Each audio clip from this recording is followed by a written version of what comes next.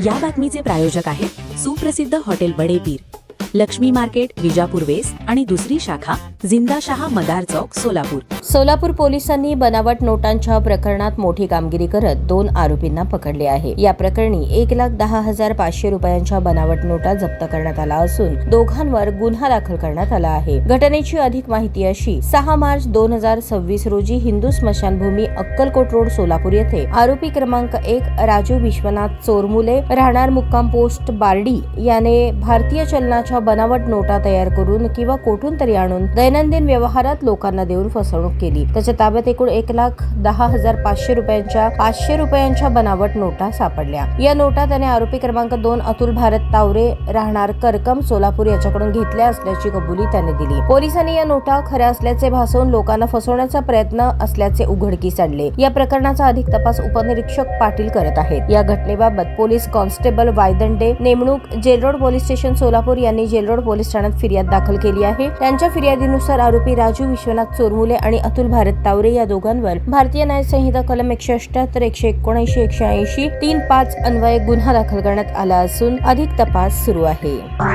ताज्या घडामोडीसाठी पाहत रहा लोकराज्य न्यूज मराठी.